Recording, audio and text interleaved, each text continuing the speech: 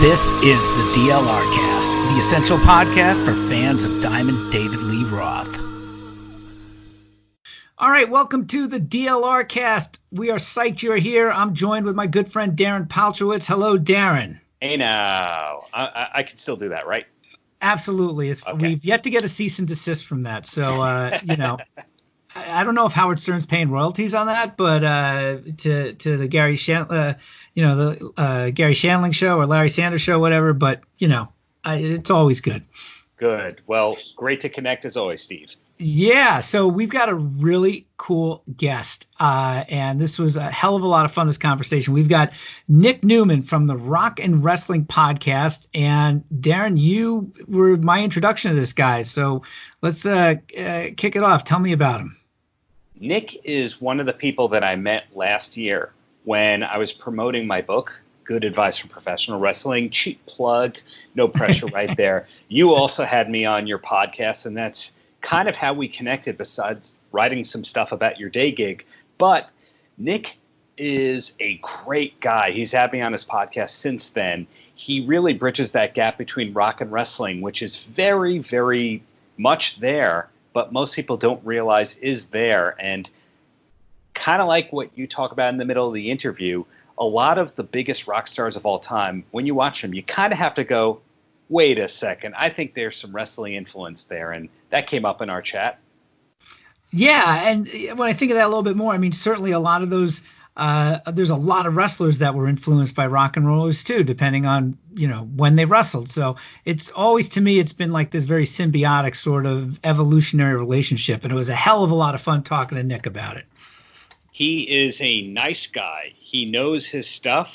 This is also a different kind of interview for us. A lot of the people are a lot older than Nick, so they probably grew up where they had Van Halen one from an older brother or something like that. Nick discovered the band in a more organic way, but he's kind of an encyclopedia, and when he's interested in something, he goes back and learns everything about it. So unique approach, and that's going to be very different than what you heard on our Limousine Beach episode, the Steve Brown episode, all these great interviews we've been doing. I love it. Like I said, it was a lot of fun. Hope everyone enjoys this conversation with Nick Newman of the Rock and Wrestling Podcast. I think they're gonna. Thank you for listening. You've got a podcast that I'm a big fan of called Rock and Wrestling Podcast. Do you put the, or do you say the Rock and Wrestling Podcast, or do you take out the? It changes from week to week. I think it's like a wrestling promo. What am I feeling like this week? Are they Smashing Pumpkins or the Smashing Pumpkins? We still don't know. Yeah, exactly. Yeah, it's is it The Rock? Is it Rock? That's kind of what I go with. Exactly. So you've got this great show that ties in together the rock and wrestling connection, which was a great term in the 80s there. But what was your first entry point into Van Halen and David Lee Roth? Well, I've got an interesting introduction to Van Halen and David Lee Roth. Believe it or not, my introduction to Van Halen wasn't Roth. It was the Sammy era, because my dad had those CDs. And me being a lot younger, they had this channel called MTVx, and they played music videos, and it came up one day, Van Halen. I was like, that doesn't sound like the Van Halen I know. I'm like, that sounds like a completely different band. And my dad was like, well, yeah, that was their original singer, David Lee Roth. I'm like, that band looks a lot more fun than the other Van Halen that I've been listening to. And that was kind of my introduction. I believe it was the Panama video. I was like, okay, this is the kind of band that I like. I'm like, the Hagar stuff is great, but I'm like, David Lee Roth, the Jack Daniels bass, Michael Anthony, the whole works. I'm like, now this is my kind of band. Was it David Lee Roth and Van Halen before Kiss or after Kiss? Because I know you're a big Kiss guy like we are. It was after Kiss. Kiss was my first introduction to rock and roll, so that came much later. The actual first Van Halen record I ever got of my own was 1984, and Van Halen purists get on me all the time. They're like, no, that's not even their best record. There's too much keyboards. There's, I'll wait and all this. But I'm like, but there's Panama, Drop Dead Legs. I'm like, Hot for Teacher. I'm like, top to bottom. I'm like, how can you hate 1984? I didn't know until a couple of weeks ago that Michael McDonald co-wrote I'll Wait. Did you know that all along? Am I the last person to figure that one out? I'm just learning that right now. I had no idea that Michael McDonald wrote I'll Wait. I mean, it has a very Michael McDonald, tendency to that song, so I could see that, but I had no clue. I guess I better do a better job of reading my liner notes.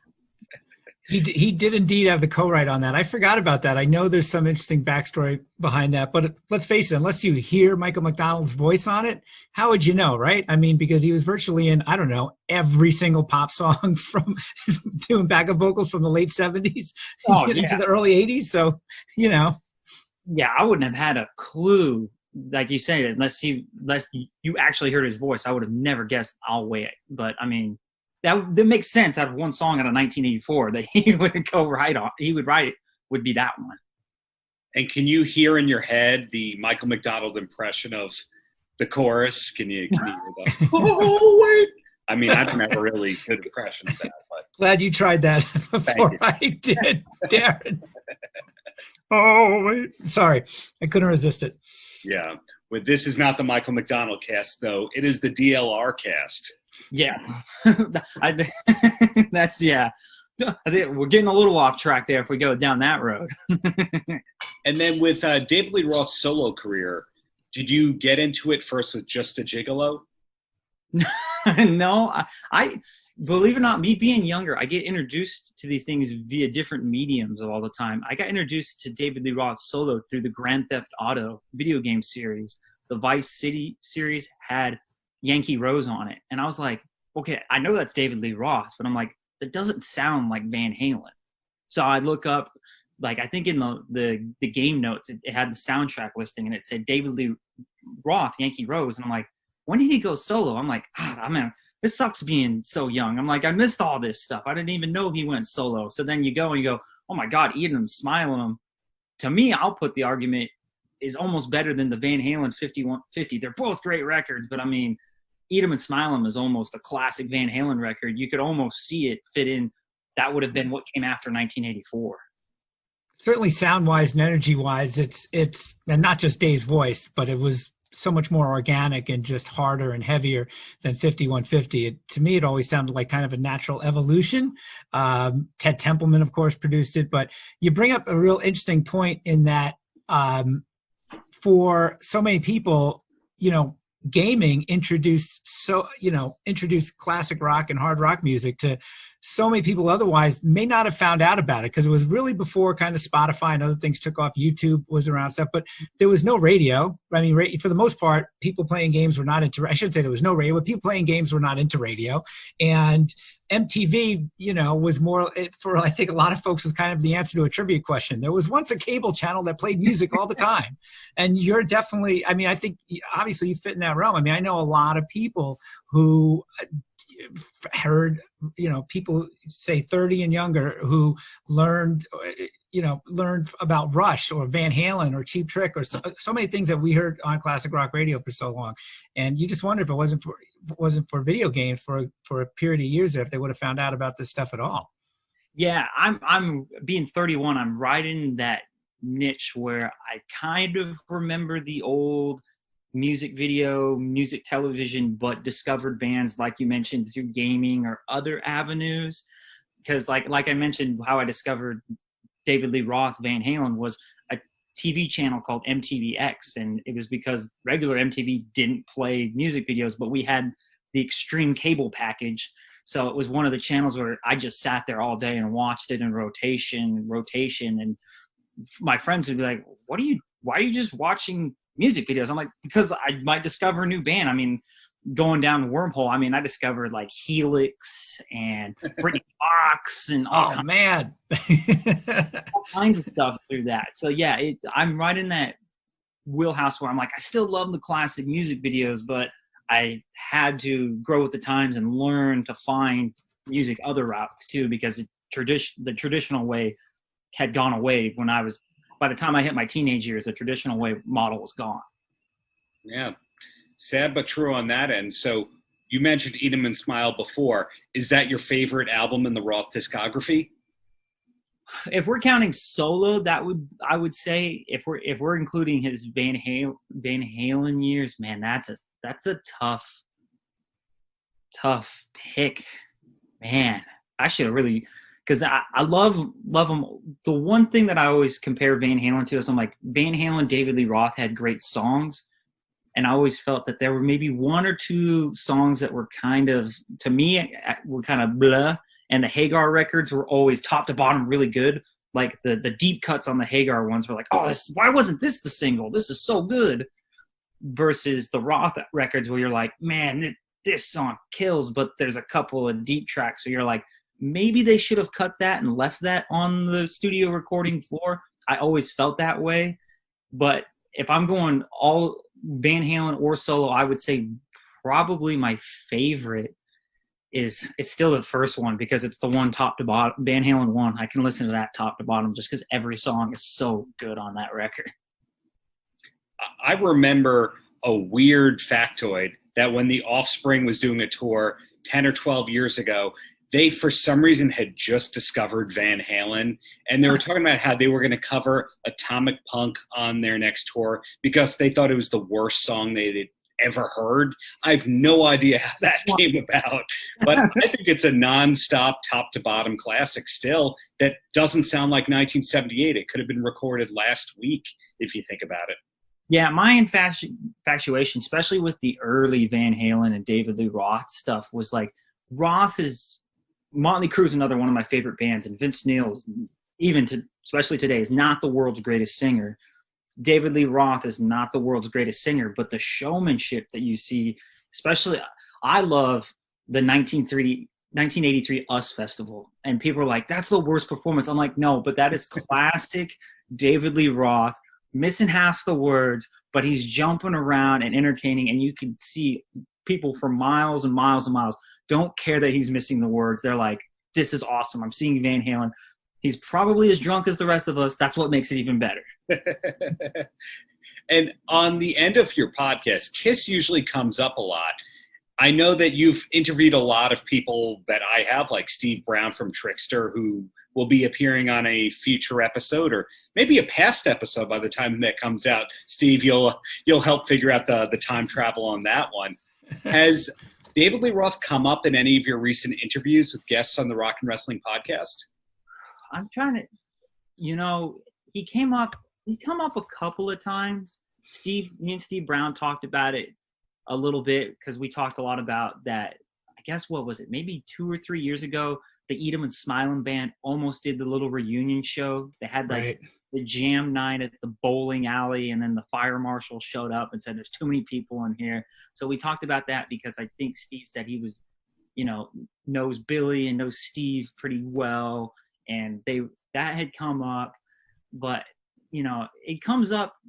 Frankie Kazarian from AEW. We had talked a little bit about Van Halen, but it's always weird because everybody has such an admiration for the David Lee Roth that sometimes I focus more on the Hagar because it's so, I don't want to say underrated, but goes under the radar. But I'm one of those weird guys where I don't pick a side. I love them equally both because I think they're both good in what they are. I mean, still my favorite Van Halen song of all time is Unchained. I mean, that riff and everything about that song is just incredible.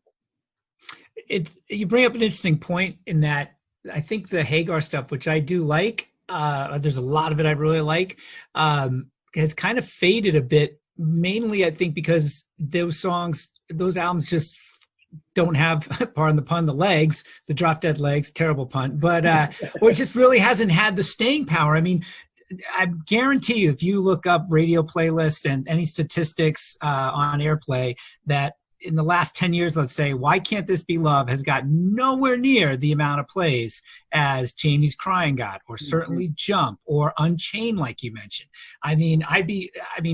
I'm completely spacing off the single off of the Balance record, but there's a good indicator, which was the last record they did, full record with Hagar. I mean, Pound Cake, how many plays does that get? I mean, I'm not dissing Sammy's love for very rich foods in his lyrics by any stretch of the imagination. but you party the way you need to party. And Sammy's, the equivalent of the Jimmy Buffett of hard rock and roll. And God bless him, he has $153,999,000 more than I do, basically, which is a long way to tell you, actually, that I really do admire and like Sammy. And many years ago in a previous life, got to hang with him for one of his solo records. Even Sammy's solo stuff, let's say, I mean, there's a couple big hits, but I just, I don't know if Sammy's stuff, rightly or wrongly, has really gotten its due. No matter how many arguments you follow on any message board anywhere when it comes to this subject.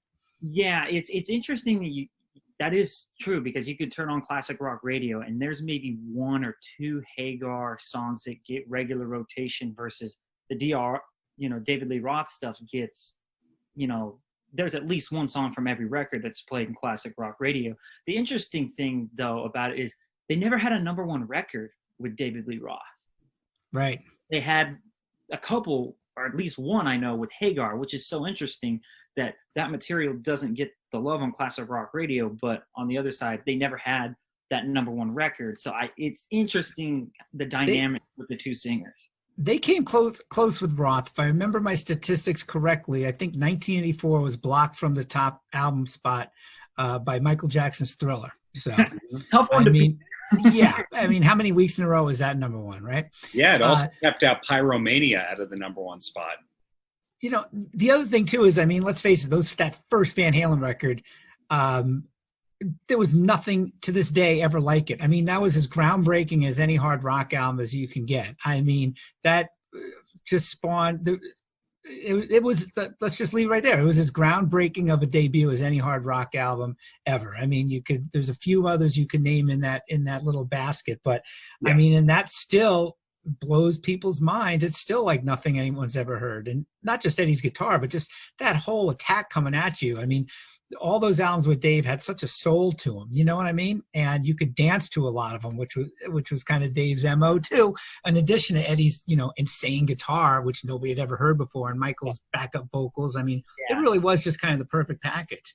Well, being a guitar player myself, especially the David Lee Roth stuff, he matured as a guitar player later on. Like, he wasn't as wild in the Hagar years, but man, he's all over the place in the early records. And still to this day, if I'm in any type of band, any type of jam, they go, "Hey, do you know this Van Halen song?" And for some reason, he's the one guitar player where, for me, I just go, "Yeah, you're gonna have to choose a different band because I can't." I just can't do it. I'm like, Slash is my favorite guitar player, and I'm more of a bluesy thing. And I've tried for hours on end to learn a Van Halen song, but I'm like, this is just so hard. I'm like, and what's so incredible is he doesn't have conventional riffs like other guys. So it's so interesting where Dave is not this traditional singer, but he's able to pick up these great, I wish I could have been a fly on the wall when they're recording these records, because his riffs are not conventional by any stretch. And I wonder how much they worked with him in the studio going, well, here's the melody here. Well, I don't hear it. And, I just would love to have been a fly on the wall, because the Van Halen guitar style is just so unconventional. Dave having to sing over it couldn't have been easy when they first got together. Yeah. And totally aside from everything here, do you know anyone who's ever met David Lee Roth? I don't know personally anybody that's ever met Dave. No, I don't think I've encountered. I know people that have met Sammy, especially being from Northern California. He's up here all the time. So I actually have a couple of mutual friends that have ran, but never Dave. That's what I've always liked about him. He's that rock star. And I had sent, when we were setting this up, my favorite David Lee Roth quote of all time is, he's on MTV.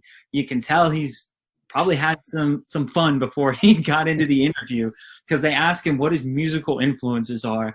And he goes, well, I really don't have musical influences. I'm just influenced by people like Genghis Khan or the guy who invented McDonald's cheeseburgers. And I'm like, okay, that is an amazing quote, because I just remember that to this day. Of course, if you ask him that question an hour later, or a week later, a month later, the answers could have been completely and utterly different, right? I mean, That's what's so great about it. I remember, I think I was in junior high when they did the David Lee Roth Sammy tour together. And that when it all started, the wheels started falling off, Sammy's, I tried to have him come out and do a song, and just classic Dave being a rock star goes, well, Sammy throws a great party. I am the party. So this is a perfect jumping off point, being your podcast, the Rock and Wrestling Connection podcast, because Dave has brought this up before years ago. I've heard in interviews that hard rock and everything the controversies between Dave Van Halen is very much is like pro wrestling, right? Dave's kind of there letting you know about the kayfabe, right? I mean, and so especially the whole thing with Sammy and Dave, and that's probably a whole different that's definitely a different episode, because as much as a Dave fan as I am, I'm not a total fanboy, because I saw that tour and I was disappointed. It would have been absolutely perfect for Dave and Sammy to for crying out loud, occasionally the Palestinians and the Israelis will agree on a couple things. They could have got out on the goddamn stage together, and it just blew my mind. It's like, come on, Dave, right? I mean, give us a break here. This would have been perfect. I see what you did there, Steve. Yeah, but here's what I'm getting at, because for me, and I'm sure with a lot of other folks, and I just want you to tell me whether or not I'm crazy, Nick. But so my love of Van Halen and discovering Dave and other artists, but especially Dave, kind of dovetailed as I was kind of getting a little bit beyond wrestling. So my favorite wrestlers as a kid were Superstar Billy Graham, Jesse Ventura, these guys that were just big and over the top. And I'm pretty sure Dave might have wore some tights that looked like Superstar Billy Graham's, right? I mean, so there was this whole visual thing to me. Plus, these guys were great on the microphone. They were total showmen. And I just wonder if so many, and of course, later on, so many wrestlers use rock as their entrance music and hard rock stuff. But I think people, disagree with me if you want, but I just think that's another thing that has influenced people's rock taste, because is pro wrestling. I mean, not just what they're hearing, but I think also from a visual and showmanship point. If you're drawn to that stuff, listen, if you're totally into prog rock, God bless. If you've got the time for 11-minute solos, I get it. That's just not, I've got ADD sometimes. But so I'm not denigrating that at all. But I think for a lot of people who like this kind of music, it's the stuff that's right in your face. So, I mean, I knew kids, when I was a freshman in high school, Shout Out the Devil came out. And I remember one of my closest friends at the time, 2 years before, we used to do wrestling cards in his basement, right? And now all he wanted to talk about was Motley Crue, Shout Out the Devil. I mean, so to me, there was this evolution, there was this progression for so many kids who got into it. Tell me I'm not crazy. You're not at all. No, my favorite bands of all time, Motley Crue, Guns N' Roses, Van Halen, Kiss, have that larger than life. I could care less if you can play a million notes an hour. Look at, like you mentioned, prog rock. I love Rush as much as the next guy, but I don't need to hear a 17-minute song. Like, you're gonna lose me. Like, I want a 3-minute, in your face, larger than life kind of thing. And I told Darren this story, but I'll tell you how I got into rock and roll was because of wrestling. At the time, we go. World Championship Wrestling had done a licensing deal with Kiss, and they were going to have Kiss characters on their programming. And they had a guy dressed up like Gene, and they called him the Demon.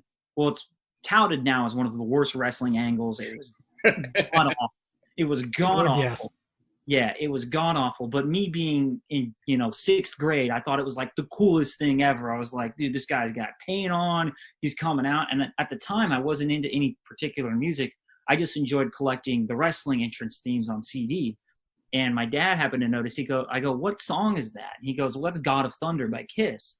So I went to the store and got Destroyer. And I'm like, wait, there's 3 other guys that dress like him? Okay, this is awesome. And then that's what kind of drew me to Motley Crue, to Guns N' Roses. I mean, I would take like Van Halen. I will take a Van Halen, David Lee Roth, Eddie Van Halen, David Lee Roth feud any day of the week over a great record, because to me, I'm so into that. I'm like, well, did you hear what he said? Did you hear what he said? When are they going to make the new record? I don't care. This feud is awesome. It's an enticing story, right? Absolutely. Yeah. So the rock and wrestling connection go hand in hand. And it's, having done my podcast now and listening to people talk, Oh man, the similarities in not only the characters but the actual personalities behind the bands and the wrestlers, they go, it's one and the same. So yeah, definitely most wrestling fans I run into are rock and roll fans, and believe it or not, wrestling fans, and I'll even say it like this, Van Halen fans, since we're talking mostly about Van Halen, you have your David Lee Roth camp, you have your Sammy Hagar camp, you have the very few individuals like me that like both. Wrestling goes the same way, and it's pertinent today with, you've got your WWE purists, you've got other fans that like what's called AEW, and then you have a few that like me that like both. So it goes one and the same. It's true, and especially when it comes to Dave and Eddie, that whole feud for so long, right after the breakup and everything, and I mean the back and forth. I mean, come on, that was a classic babyface and the heel thing. And I'll let other people decide. To me, Sammy always came across as the babyface, right? I mean, just they were, but to take that a little bit further, I don't know if the Van Halen brothers were the Angry Samoans or not, but they definitely had sort of a tag team mentality there, and ultimately kind of ruled the roost with any decisions that were made in that band, rightly or wrongly. And there's so much we don't know about all that, but just just as far as influences. It wasn't until, it wasn't recently, but it was a while back I realized that so many things that I later got into started with comics, then evolved into wrestling, which was, for me, was so many wrestlers coming to life, right? As far as an evolutionary visual sort of appeal and an action-based appeal. And then from there, what did it go into? It went into rock and roll, this bigger, larger than life stuff. Kiss is a great example, of course, and Van Halen too. And, and even to a degree back then, Ted Nugent was kind of bigger than life. It was those folks that had, and this is before you could pull up anything on YouTube. They jumped out at you from the pages of magazines, which is where I found out what was going on in rock and roll if my radio station didn't play it. And most of the time they might not have been. My favorite radio station wasn't playing it. So yeah, back then. Yeah, it's funny. They jump at you, and that's what's always great about David Lee Roth is he just jumps out to you. And I get so frustrated, like on like him doing the solo thing with opening for Kiss, or when he was singing on the last tour he did with Van Halen on A Different Kind of Truth, or the live record they put out in 2015. People, oh man, he sounds so bad. I'm like, go YouTube 1981 like Van Halen. He never sounded good live. That was never the caveat of David Lee Roth. You weren't going to get, the world-class vocalization of David Lee Roth. You were going to get a show. Yeah, was he going to miss some lyrics and miss some notes? Yeah, but I'm like, that was what was great about it. It's rock and roll. It's not going to be perfect. And I'm like, David Lee Roth is kind of known as, I've always been attracted to frontmen like that, whether it's Dave, where it's, he's coming on stage with the bottle of Jack Daniels and, well, good luck. We'll see what kind of show we get. Same thing with Vince Neil. You never know what you're going to get. Guns N' Roses is my favorite band. In their prime, you didn't know if Axl was going to do the show or not. And I'm like, that was kind of half the fun, because that made them seem like bigger than life rock stars. Like, man, I wish I could go play a gig and go, well, the sound's not right. I'm calling it a day. It's the idea of just not fully knowing what's going to happen, right? Do we have to know the ending? Do we have to know every plot point before we see the story, the movie, or the rock show, or the wrestling card? No, leave a little bit for the imagination, live on the edge, have a little fun with it. I will say when it comes to Dave's vocals, one of the things that have driven me crazy over the years is that his vocals are nowhere near as bad as all the haters. That's just the default point. Yep. But for so many fanboys, they're not always that good either. I've got Hear About It Later from the Tokyo live album on my MP3 player for workouts, and I'm sorry, they sound great on it. That song just they kicked ass in Tokyo, and there's some rough spots, sure, but granted, it is Dave, and I've heard him slightly better. I'd be hard pressed to tell you a time that he sounded really god awful to me. I'm sure there's shows out there, but the times that I've seen him solo and with Van Halen since 2007, when I never saw him back in the heyday, it's all relative, I guess. That'll be, for the life of history now. That'll be that argument will always continue. It's just like so many arguments you see with whatever storylines are going on with wrestling. Yeah. I just remembered a stupid anecdote that I feel the need to document here, because we were talking about how there's this big musician wrestler tie-in and you never know who's a fan and who's not a fan.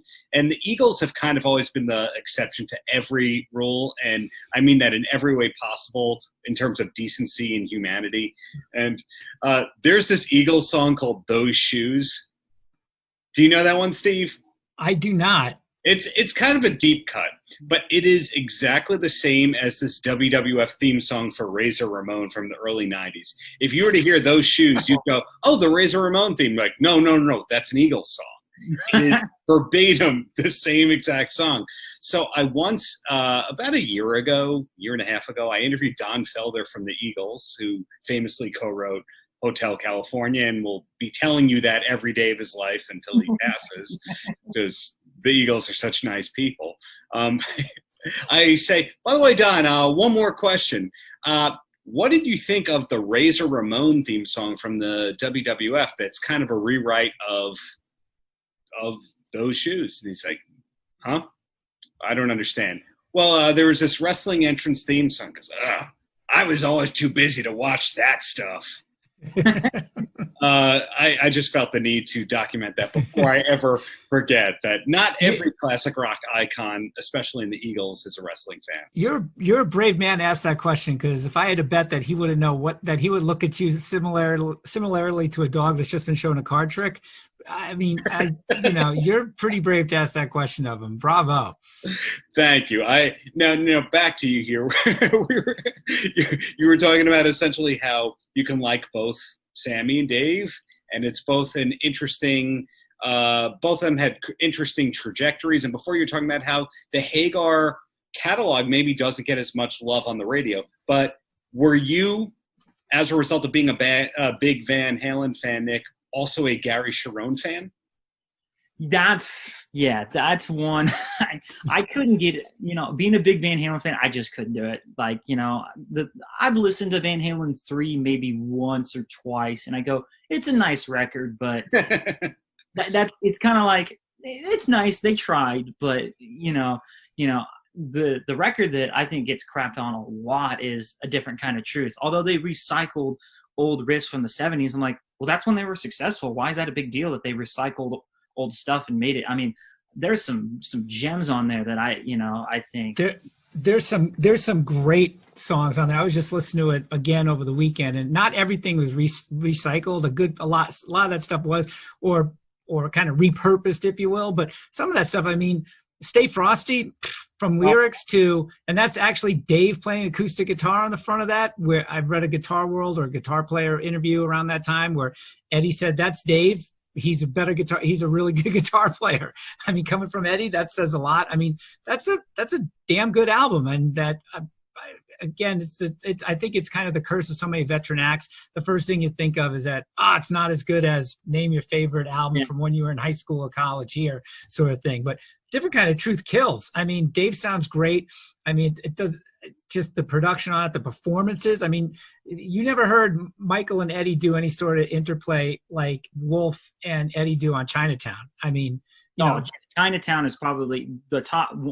I love Chinatown, and I love the closing track, Beats Working. I don't know. Yes. It's a great song on there. When I heard Chinatown, the first thing I thought of, especially that dueling little bass and guitar, I'm like, I wonder if those guys listen to Eat 'Em and Smile, because that was very much like what Sheehan and Vi did on that record in so many cases. I mean, but that shows you the testament. I mean, Wolf is right up there as far as how, he can do hammer-ons like Billy Sheehan, for goodness sakes. That guy is amazing. Yeah, Wolfie is a very, very good musician. I definitely do that. I went and saw, the one time I saw Van Halen was the reunion in 2007. And I was a little I actually wasn't even that disappointed in Dave's performance. I thought Dave did a pretty good, decent job. And this is no fault of Wolfie, but Wolfie was so young live, the backing vocals just didn't give it the oomph. And it was like, especially like a song, Running with the Devil or whatever. And somebody get me a doctor. It was like, it's just the choruses just aren't there. Yeah. Like, Dave can only do so much, and that was the great thing about Van Halen was those backing harmonies, you know. And it's like without Michael Anthony there, I'm like, Wolfie's trying his best, but he's too young here. I don't think he's fully developed in his voice yet. You know, late in the later tour they did, it was like, okay, in the live record, it's like, okay, this is much better. This is more closer to original Van Halen. Yeah, and that was just a reminder of just how much Michael Anthony added to that band. You just reminded me, there's a video on YouTube, I think it's shot somewhere in Europe, but for whatever reason, I think it was during the Gary Sharon years, Gary wasn't there. They're doing as a trio a version of Somebody Get Me a Doctor. You ever seen this? I'm pretty sure it's with Michael singing lead.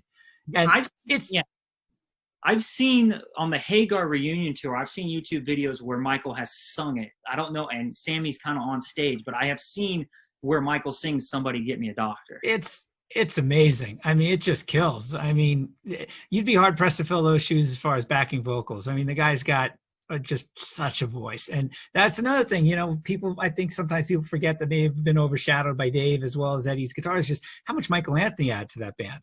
I mean, you know, he wasn't just a tomato can back there. The guy played melodically and those, I mean, every song, those backing vocals were such a huge part of the hook, you know, for virtually every single song.